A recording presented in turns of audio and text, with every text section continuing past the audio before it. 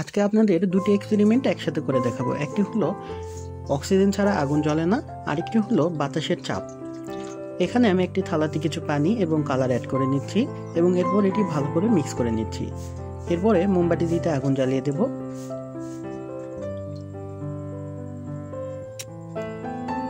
আগুনটি ভালোভাবে জ্বলে উঠলে আমি সেখানে একটি গ্লাস দিয়ে ঢেকে দেব এবং ভালো করে লক্ষ্য করবেন যে আগুন আস্তে আস্তে নিভে যাবে। এটি হচ্ছে যে বাতাসে যে অক্সিজেন ছিল সেটি শেষ হয়ে যাওয়ার কারণে আগুনটি নেমে যায়। এরপর লক্ষ্য করুন যে নিচের দিকের যে পানি সেটি উপরের দিকে উঠছে। এটি অক্সিজেন পুড়ে যাওয়ার কারণে যে বাতাসের ঘাটতিতে হয়েছে সেটি বাইরের বাতাসের চাপে পানি পূরণ করে দিচ্ছে। আজকে যে এক্সপেরিমেন্টটি দেখাবো এটির নাম হলো ক্যাপিলারি অ্যাকশন বা কৌশিক ক্রিয়া। পানি ভর্তি গ্লাস দুটিতে কালার অ্যাড করে নেব, এরপরে এটিতে টিস্যু দিয়ে লিঙ্ক করে দেব। ভিডিওতে যেভাবে দিচ্ছি এভাবে দেবেন। এরপরে দেখবেন প্রায় 6 ঘন্টা পরে এই ফাঁকা গ্লাসটিতে দুইটি গ্লাস থেকে পানি এসে পূর্ণ হয়ে নতুন কালার তৈরি করেছে। লাল আর নীল রং মিশিয়ে কী রং তৈরি হয় কমেন্টে জানান। এখানে আমি একটি কাগজ কয়েলের মতো কেটে সুতো দিয়ে ঝুলিয়ে নিয়েছি এবং নিচে মোমবাতি রেখে আগুন জ্বালিয়ে দিয়েছি, যার কারণে তাপে গরম বাতাস উপরের দিকে উঠে যাচ্ছে এবং ঠান্ডা বাতাস নিচে চলে আসছে। এই পদ্ধতিকে বলে তাপের পরিচালন পদ্ধতি, যার কারণে কাগজটি ঘুরছে। শুরু থেকে পৃথিবীতে তাপ কি পদ্ধতিতে আসে কমেন্টে লিখুন। একটি গ্লাসে কিছু অংশ ফাঁকা রেখে কালার অ্যাড করা পানি নিয়ে নিয়েছি এবং তার উপরে একটি কার্ড দিয়ে 5 টাকার কয়েন দিতেই দেখুন এটি পড়ে যাবে। এরপরে আমি গ্লাসটি কানায় কানায় পূর্ণ করে যখন কার্ডটি এখানে দিয়ে 5 টাকার কয়েন দিচ্ছি দেখুন এটি আর পড়ছে না। এর কারণ হচ্ছে পানি কার্ডটিকে টেনে ধরে আছে, আর এই প্রক্রিয়াটিকে বলে সারফেস টেনশন বা পৃষ্ঠটান। কমেন্টে জানান আপনি কয়টি কয়েন এখানে আটকাতে পেরেছেন। এক্সপেরিমেন্টটি ভালো লাগলে একটি লাইক করা যাবে কি? এই গ্লাসে নর্মাল পানিতে ডিম ছেড়ে দিলে দেখা যাচ্ছে ডিমটি ডুবে যাচ্ছে। এর কারণ হলো পানির ঘনত্ব কম।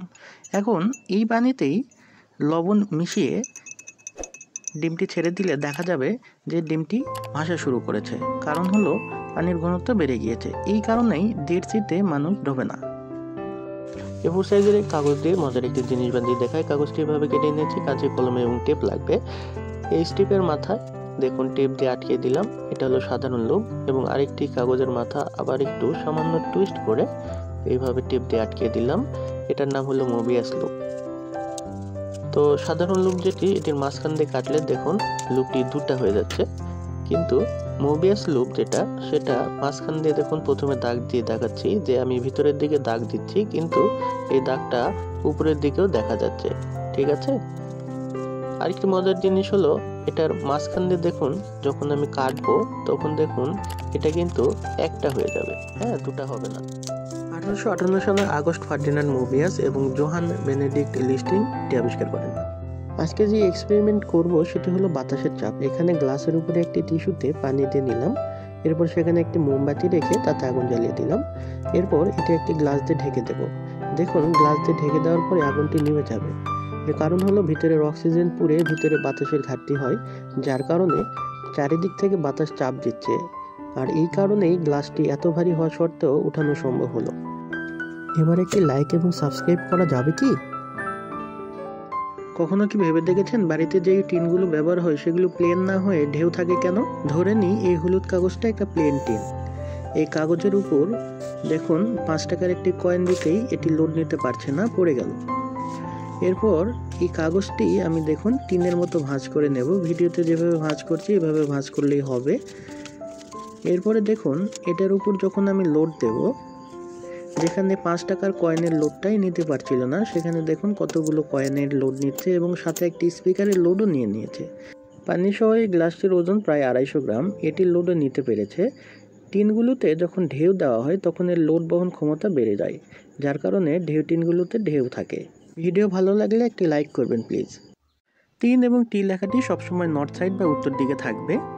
গ্লাসে এইভাবে পানি ভর্তি করে নিয়ে ব্লেড ছেড়ে দিলে ব্লেডটি গ্লাসের উপরে ভাসবে এবং উত্তর দক্ষিণ হয়ে যাবে। আপনারাও এটি ট্রাই করে দেখতে পারেন। আর ভিডিওটি যদি ইনফরমেটিভ লাগে তাহলে একটা লাইক করা যাবে কি? দেখুন এই বেলুনটি মোমবাতির উপর ধরতেই ফেটে গেল। আর এই বেলুনটি দেখুন মোমবাতির উপর কিছুক্ষণ ধরার পরেও ফাটছে না।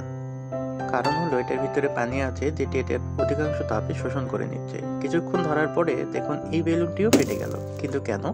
কমেন্টে লিখুন।